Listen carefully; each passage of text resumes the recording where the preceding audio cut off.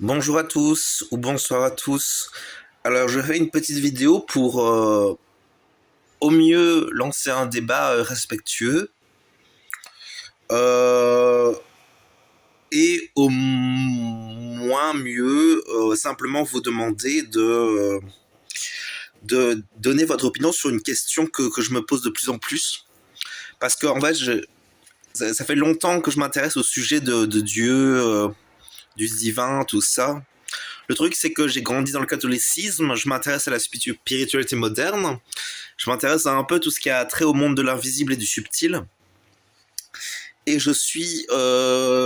j'ai connu tellement d'hypothèses, il en reste encore sûrement beaucoup, mais je suis face à une accumulation de visions des choses, qui, on va dire que ce sont des visions, des représentations, et je ne sais pas laquelle est la plus vraie, laquelle représente le réel, et à laquelle je peux entre guillemets y croire ou on va dire comme je cherche le réel et le vrai aussi dans tout ce débat de qui est Dieu ou qu'est-ce qu'est Dieu, quel est le vrai par rapport à cette idée de Dieu. Est-ce que c'est juste une idée, un égrégore? Est-ce qu'il y a une vraie âme ou un vrai être ou un véritable esprit derrière? Et donc voici les différentes hypothèses que j'ai pu recenser au fur et à mesure de mon parcours, les différentes hypothèses donc, en sachant que j'ai quand même noté deux choses importantes par rapport au vrai et au réel, et je voulais vous les partager. Donc le but de cette vidéo, c'est avant tout c'est avant tout de vous demander à partager votre vision des choses ou ce en quoi vous êtes certain par rapport à cette question-là. Donc, bon, et le problème, c'est qu'il y a des gens, ils vont se leurrer, il y en a d'autres, ils vont être honnêtes, et il y en a d'autres, ils vont être honnêtes parce ils ont accès à la vérité. Et ça, c'est plutôt vers cela que je me dirige, bien évidemment. Moi, j'ai quand même fortement le sentiment que la vision chrétienne protestante sonne vraie, mais je peux pas m'empêcher de me dire, et si c'était un égrégore, en fait? C'est ça, en fait, le problème. C'est assez perturbant. Donc, sur le point du vrai, j'ai noté qu'un Dieu d'amour ne condamne jamais pour toujours. Donc, et que même l'idée de l'enfer est assez complexe à aborder. C'est pour ça que j'ai du mal à vraiment rester pleinement chrétien. Cette idée de l'enfer définitif, je sais pas. Déjà, ça dépend comment on porterait l'enfer. Parce que si c'est un lieu réel de souffrance, faut quand même se rendre compte que c'est pas très respectueux en soi. Hein. Un Dieu qui condamne à la souffrance des êtres, même s'ils ont causé la souffrance, c'est quand même pas respectueux. À la limite, la notion de karma, elle peut encore être un peu juste parce que le karma est éducatif. Mais à côté, il y a quand même cette notion aussi une condamnation définitive. Après, ça dépend. Et certains vont dire qu'il s'il y a repentance, il peut y avoir fin de l'enfer que l'on vit. D'autres vont dire au contraire qu'une fois qu'on est condamné après la mort, eh ben, ce serait fini. Enfin bon, il y a plein de sujets, mais bon, moi j'ai quand même cette conviction qu'un Dieu d'amour ne peut pas condamner pour toujours des êtres à une souffrance éternelle. Parce que l'idée de condamner autant l'idée de empêcher l'individu d'agir, ça me semble sain d'esprit, ça me semble logique. Autant condamner à la souffrance, si c'est à travers le karma par rapport à une vie sur Terre ou par rapport à une vie temporaire après la mort, ça je peux le comprendre. Mais définitivement, comme le disent les catholiques, les orthodoxes et les protestants, j'ai beaucoup de mal, et les musulmans aussi disent ça, et certains juifs aussi. Donc j'ai beaucoup de difficultés avec ça, donc si vous êtes chrétien, musulman ou juif, je vous invite à ouvrir votre parole pour nous donner votre point de vue, peut-être pour expliquer pourquoi pourquoi cela serait juste, s'il juste, un enfer définitif après la mort en quelque sorte. Parce qu'au final, quand on y réfléchit bien, c'est beaucoup plus juste que d'un jugement temporaire avant de réexpérimenter la Terre. Enfin bon, ça dépend des sensibilités de chacun. C'est vrai que ce cycle indéfini de Terre, réincarnation, ça peut paraître très douloureux pour certains. C'est vrai que l'idée qu'après la mort ce soit fini, c'est assez facile, c'est assez appréciable. Mais le problème, c'est que cette idée qu'il y a un jugement et qu'il n'y ait pas de retour en arrière, je trouve ça comment dire, très, très, ça manque de cœur en fait, ça manque de cœur. Et un Dieu d'amour ou un Dieu miséricordieux ne peut pas penser ainsi. Après, certains vont interpréter autrement la miséricorde de Dieu, mais il faut savoir qu'il y a miséricorde. C'est complexe parce que nous aujourd'hui on voit l'amour comme notre sensibilité. On a rattaché l'amour, la qualité d'amour, à notre sensibilité humaine qui nous pousse à être gentils les uns avec les autres. Alors que l'amour divin est probablement différent quand on y pense. Et c'est pour ça, en quelque sorte, qu'il y a comme une discordance entre les jugements des croyants et l'opinion des autres qui ne sont pas croyants dans les religions. Mais bon, ça, c'était ma première conviction, qu'un Dieu d'amour, au sens d'un réel amour respectueux, ne peut pas condamner définitivement à l'enfer.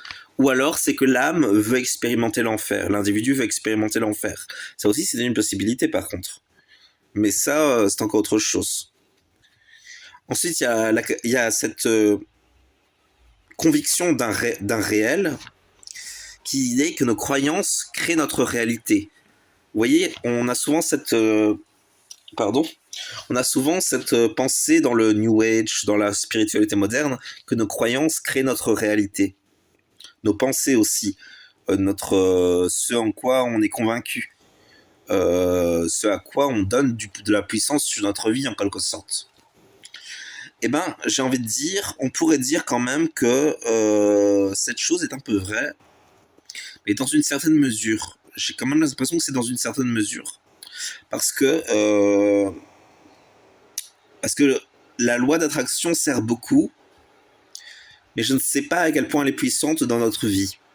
J'ai l'impression qu'elle peut être très puissante parce que j'ai déjà eu plusieurs fois des expériences en pratiquant la loi d'attraction qui m'ont beaucoup servi. Mais ça n'est pas tout puissant non plus. Mais je n'en suis pas certain. Mais en tout cas, la loi d'attraction existe. Hein, pour ceux qui ne connaissent pas la loi d'attraction, ça consiste simplement à attirer à soi ce que l'on veut vivre. La vie sur Terre, en tout cas pour la vie sur Terre. Et le truc, c'est est-ce que toute la réalité dans laquelle nous vivons a été construite par des croyances, par la pensée, par la loi d'attraction, par une création de la pensée d'un individu qu'on pourrait appeler Dieu, ou de nous tous collectivement, ça c'est encore autre chose. Ça c'est encore autre chose. Mais bon, on constate quand même facilement que la loi d'attraction fonctionne, dans une certaine mesure, encore une fois. Même si je crois que si on la pratique très bien, il peut y avoir une très grande puissance. Mais bien évidemment, ça reste subjectif, quoi. C'est pas toujours... c'est difficile de cerner clairement les limites de cette puissance, quoi. Mais donc voilà pour ce que je voulais vous dire. Donc la question c'est ces deux choses que j'ai découvert et qui me semblent vraies et réelles, c'est donc que le vrai qu'un Dieu d'amour au sens de respect et de désir de donner une vie correcte et décente et digne à ses créatures, si un Dieu de ce genre-là existe, et un autre Dieu, je suis désolé, je vais vous choquer, mais s'il n'y a pas ce principe de respect, c'est ça le problème en fait, vous voyez. C'est pour ça que j'ai du mal à vraiment rester dans le christianisme ou dans l'islam ou dans le judaïsme, parce que déjà dans l'islam on dit quand même que certains disent qu'ils sont les esclaves de leur Allah, là. D'autres vont dire qu'ils sont... les chrétiens vont dire qu'ils sont des serviteurs, c'est déjà plus intéressant. Mais il y a quand même cet asservissement à une entité qui n'est pas de l'ordre du respect en fait. On peut pas parler de respect avec cette entité-là. Un vrai Dieu d'amour est donc un Dieu de lumière, et donc ne peut pas être un Dieu qui crée une réalité pour ses créatures qui est automatiquement irrespectueuse envers eux de par l'expérience qu'ils font. C'est très complexe de le décrire en quelques mots. C'est clivant comme sujet, c'est très clivant, parce qu'il faut savoir qu'on passe tous par des expériences par rapport à la religion qui sont pas du tout les mêmes, et certaines personnes vont être clivées parce qu'ils n'ont pas le champ de conscience de l'autre, parce qu'ils n'ont pas aussi les mêmes valeurs que l'autre. Et ça c'est complexe, parce que la question des valeurs, il y a une dimension subjective.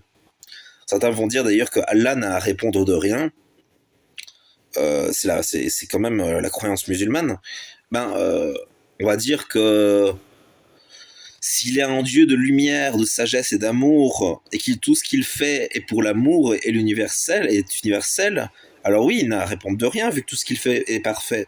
Mais on dit quand même dans le Coran que Allah égare des gens et qu'il va les envoyer en enfer. Donc bon, comment peut-on croire qu'un tel Dieu est juste? Il n'y a pas de justice là-dedans. La justice est au-delà on ne peut pas considérer qu'une telle vision serait juste. La justice est d'un autre ordre. C'est pour ça que j'ai pas pu rester dans l'islam personnellement. Déjà parce qu'il y a plein de contradictions dans l'islam, mais en plus parce que la mentalité, les croyances, c'est très matrixant. Faut pas s'étonner qu'il y a beaucoup de gens qui s'aveuglent et qui avancent dans l'islam sans esprit critique. C'est quand même un peu pour ça que dans l'islam, c'est pas évident d'avancer quand on a connu le christianisme. Alors qu'au contraire, passer de l'islam au christianisme, c'est beaucoup plus facile parce que c'est au niveau de l'expérience individuelle, ça peut être comme passer de l'ombre à la lumière, ce qui est intéressant parce que justement l'islam est une religion lunaire alors que le christianisme est une religion solaire. Mais bon, ça c'est des considérations ésotériques. Donc, je vais passer à la suite de la vidéo parce que là, ça fait déjà 11 minutes et j'ai toujours pas été à l'essentiel. Donc, le but de cette vidéo, c'est de éclaircir et discerner dans ce débat de la vérité et le réel sur Dieu au sens de si une entité omnipotente, omnisciente et omnibénévolente existe réellement. Est-ce que cette entité existe réellement? Déjà, est-ce que c'est une entité qui a créé l'univers dans lequel on vit, ou est-ce que ce sont des entités différentes qui a créé? Pardon. Et en gros, quelle est la réalité sur tous les sujets que je vais vous amener? Quel est le réel? En fait, c'est pas la réalité. La réalité est comme le monde dans lequel on vit et dans lequel on s'est inventé ses repères et ses représentations, parce que le réel est ce qui est certain. Le réel étant ce qui est solide, ce dans quoi on est solidement ancré. Donc voici. Donc, j'ai mis Dieu, qui est-il? Et là, j'ai tout un tas de listes de noms de Dieu, on va dire, qui sont crédibles pour être considérés comme Dieu, comme représentatifs de Dieu, ou comme le vrai Dieu. Donc, alors, nous, quand on entend parler de Dieu, on pense la plupart du temps à soit Jésus-Christ et le Père et le Saint-Esprit si on est chrétien, soit le Seigneur Hachem si on est juif, soit Allah si on est musulman. Donc la plupart des gens qui vont tomber sur cette vidéo seront de ces trois religions-là, parce que je vais mettre les noms de ces trois religions sur la vidéo. Mais il faut savoir que je parle aussi aux ésotéristes, aux occultistes, aux kabbalistes. J'essaie d'avoir une vision intégrale de toutes les dimensions du réel, quoi. Bien évidemment, j'aimerais qu'il y ait un débat entre tout mon public qui va regarder cette vidéo, parce que l'air de rien, ça peut être fédérateur de beaucoup de sagesse, de beaucoup de connaissances, de beaucoup de réalité, de conscience. Donc je me dis que ça peut être très intéressant. Alors, qu'est-ce qu'on dit? Et donc nous, entre guillemets, nous parlons dans les religions exotériques de ces trois divinités. Le Dieu trinitaire, Hachem, et Allah. Et donc, on connaît bien ces trois entités, ces trois noms. Simplement, sont-ils le vrai Dieu au sens du réel? Eh bien, parce qu'aujourd'hui, il y a un grand débat. Tout le monde ne croit plus à ces entités-là comme étant la vérité. Et parce qu'il y a eu comme un basculement de sens par rapport à Dieu. Déjà, les gens parlent de moins en moins de Dieu au sens d'entité consciente et amenée à juger, ou qui aurait un jugement, qui aurait créé le bien et le mal et tout ça. On parle beaucoup plus de l'énergie divine, qui serait une énergie de sagesse, qui gouvernerait l'univers et qui guiderait les gens. Donc ça, c'est une première interprétation de Dieu qui est plus théosophique, on va dire. Donc s'il y a des théosophes qui passent sur la chaîne, je vous invite à répondre à ça. Quelle est la vision de Dieu dans la théosophie? On parle souvent de cette énergie divine et de ces esprits de lumière de l'autre côté qui viennent comme parler et discuter de notre vie qu'on a eue avec eux. À côté, il y a, on va dire, les grandes figures du judaïsme ancien, qui sont le Seigneur. Le Seigneur étant comme Hachem, on va dire, Hachem comme le Dieu monothéiste des Juifs. Ensuite, il y a d'autres entités dans le judaïsme et dans la religion hébraïque primitive qu'on peut mettre en avant, comme le tétragramme, qui peut possiblement être distinguable du Seigneur Hachem. C'est possible, en tout cas c'est une interprétation que j'ai entendue. Faut savoir, par exemple, parce que par exemple, j'ai entendu dire que pendant une période de la vie des Hébreux, il y a eu un mélange entre leur dieu monothéiste et un dieu des tempêtes culturel d'une région locale qui côtoyait celle des Hébreux. Donc bon, et apparemment Yahvé serait ce fameux dieu des tempêtes, tandis que le Seigneur Hachem serait lui par contre le vrai dieu monothéiste des Hébreux. Donc il y aurait eu un mélange entre ces deux entités, comme si Yahvé était finalement devenu le Seigneur et que le Seigneur était finalement devenu Yahvé et qu'il y avait eu un mélange en quelque sorte.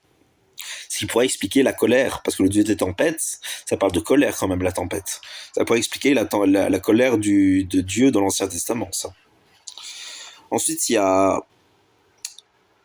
Dans la spiritualité moderne, on parle des maîtres ascensionnés, des maîtres de sagesse, qui seraient des êtres qui ont accompli leur être divin, qui ont accédé à la grande fraternité blanche de l'autre côté, dans les mondes supérieurs. Bon, le problème, c'est que tout ça, on peut expérimenter vaguement tout ça. Hein. On peut souhaiter de communiquer avec ces êtres-là. Le problème, c'est est-ce que c'est notre imagination ou est-ce qu'ils existent vraiment?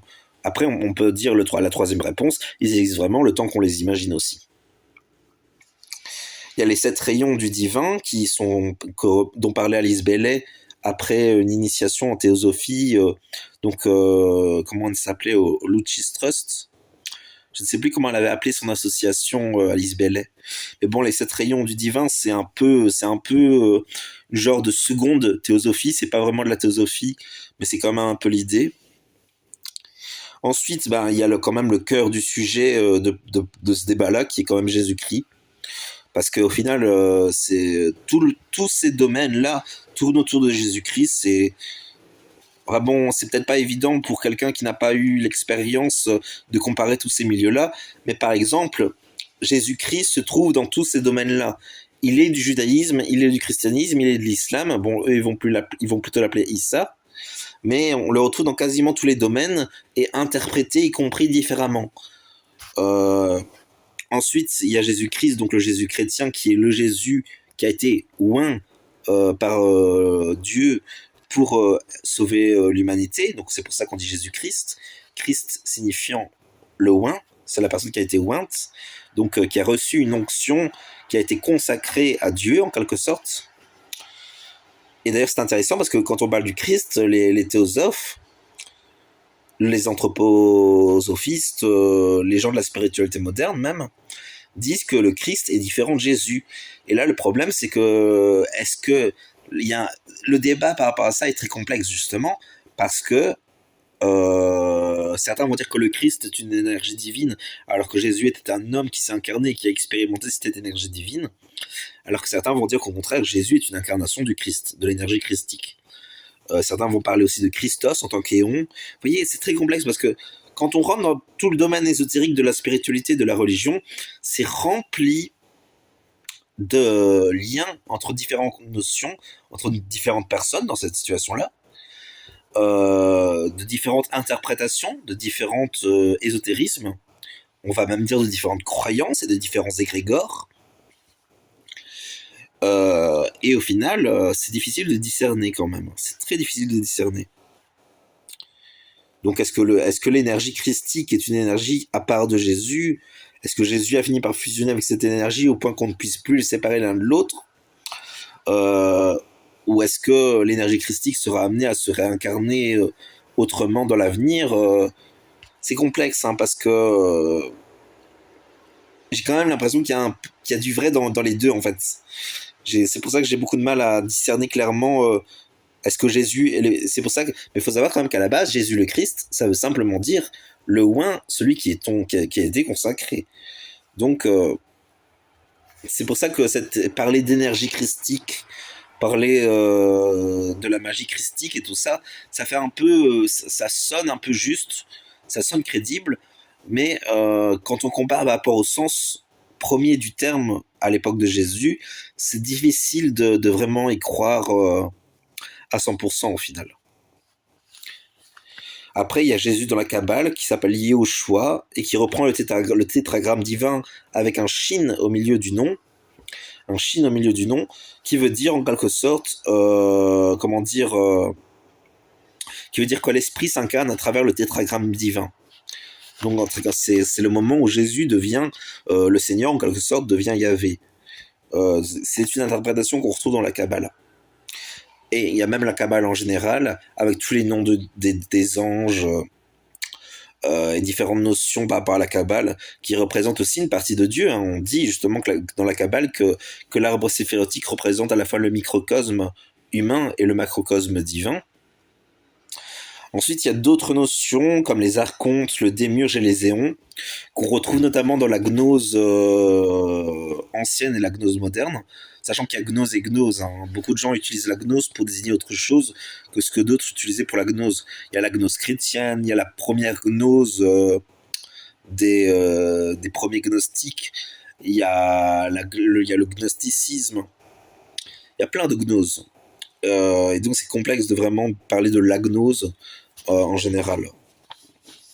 Ce qui est intéressant d'ailleurs, c'est que plein de gens se revendiquent de la gnose, mais ils disent tous des choses différentes. C'est quand même assez perturbant.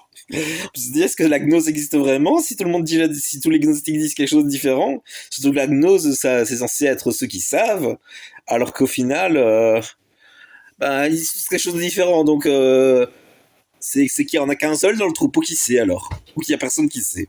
Si c'est quelque chose de différent, c'est qu'il y en a qu'un seul qui sait, ou qu'il y a personne qui sait. C'est complexe, hein. C'est génial comme quête de rechercher, mais bon, je ne trouverai pas tout cela apparemment, parce que je n'ai pas l'intelligence. Donc, par rapport à la gnose, il y a donc les archontes, qui sont comme des entités qui bloquent la conscience, d'après ce que j'ai compris. Il y a le démiurge, qui est une entité qui joue une forme de dieu, mais qui n'en est pas un. Et enfin, il y a les éons qui sont entre guillemets les vrais dieux dans l'histoire. J'ai pas parlé d'Ariman. Alors, faut savoir, j'ai pas parlé d'Ariman et de Lucifer, et j'ai pas parlé de Satan non plus. Faut savoir que certains disent que Satan est un ange. Certains disent ça. D'autres vont dire que Satan est déchu et tout et tout et tout. Alors, ça dépend, hein, parce qu'aussi, il y a des interprétations. Peut-être que cette égrégore ou que cette entité nommée Satan a changé d'énergie à travers le temps. Peut-être qu'elle a vécu une repentance. Hein. Qui sait.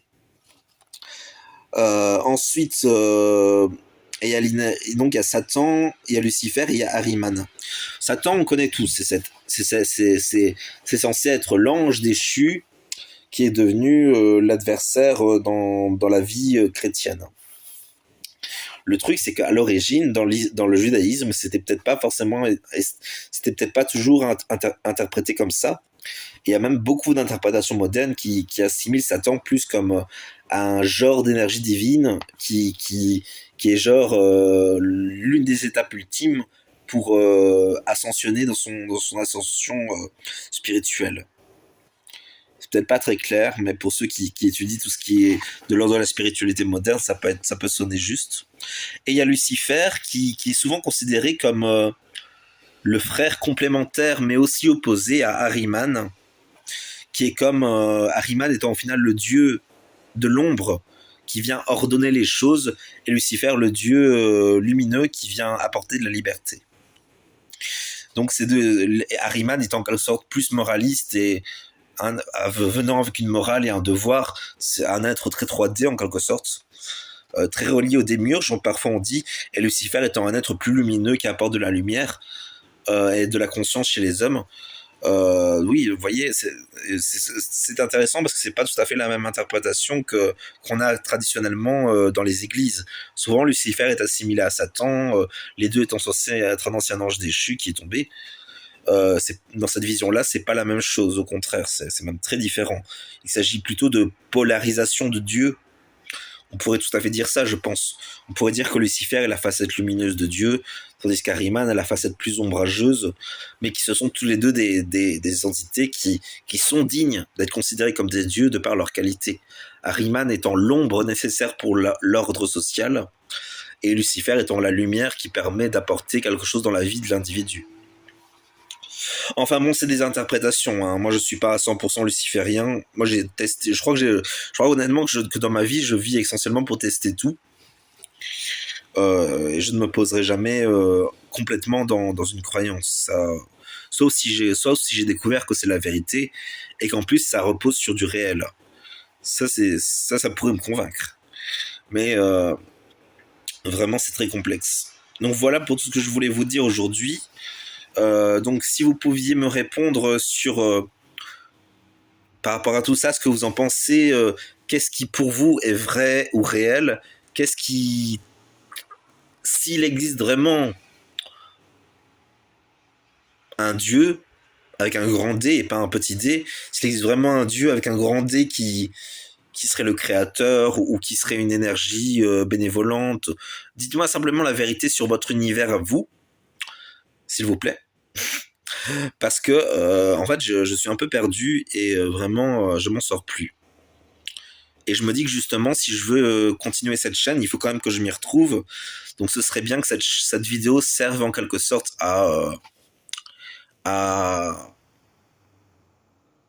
produire du savoir, de la connaissance, peut-être de la sagesse aussi, mais surtout du savoir et de la connaissance pour qu'on puisse accéder en quelque sorte au plan du vrai et du réel, quoi. Parce que je sens que je suis un peu bridé spirituellement et intellectuellement sur le sujet. Mon intelligence n'est pas suffisamment aboutie pour